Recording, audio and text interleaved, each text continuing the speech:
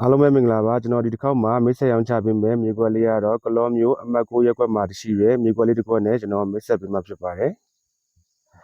ဒီမြေကွက်လေးကကလောမျိုးမှကြီးကနေလာမယ်ဆိုရင်ကားနဲ့9မိနစ်ဝန်းကျင်သာလာမယ်မြေကွက်လေးဖြစ်ပါတယ်မြေကွက်လေးရဲ့အကျယ်ကတော့သူကမျက်နှာစာ90ရှင်းနောက်ပရိယာအကျယ်မှာတရှိရဲဂရမ်မြေမျိုးစာမြေကွက်လေးတစ်ခွက်ဖြစ်ပါတယ်မျက်နှာစာကတော့အရှိလက်ဖြစ်ပါမယ်ပေ30လမ်းမီးတင်ပါမယ်ကလောမျိုးမကြီးကနေပြီးတော့ရက်ကွက်ကိုမိန်လမ်းမကိုအဆုံးထိသွားပြီးတော့ချယ်ရီလမ်းထဲကိုဘယ်ဘက်ကိုချိုးဝင်လာမယ်ဆိုရင်ဒီမျိုးကွက်လေးကိုရောက်ရှိမှာဖြစ်ပါတယ်ခြံလေးကအုတ်တိုင်းခတ်ပြီးသားဖြစ်မယ်တမန်တကားလည်းတက်ပြီးသားဖြစ်မယ်လမ်းတောက်ကွက်ဖြစ်ပါမယ်ပေ30အကျယ်လမ်းမေးတင်ဆိုတော့လမ်းကလည်းကျယ်ပါတယ်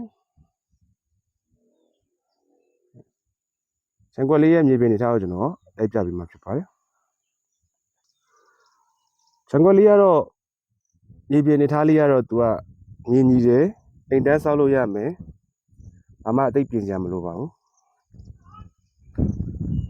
ခြံကွက်လေးရဲ့အနောက်မှာလည်းသူကထင်းရှူးတော်ရန်နေနဲ့ရှုခင်းရလည်းအရန်လာပါတယ်ဒါတော့ကျွန်တော်ခြံရဲ့ပပတ်လေငွေလေးကိုကျွန်တော်ရိုက်ပြပေးနေခြင်းဖြစ်ပါတယ်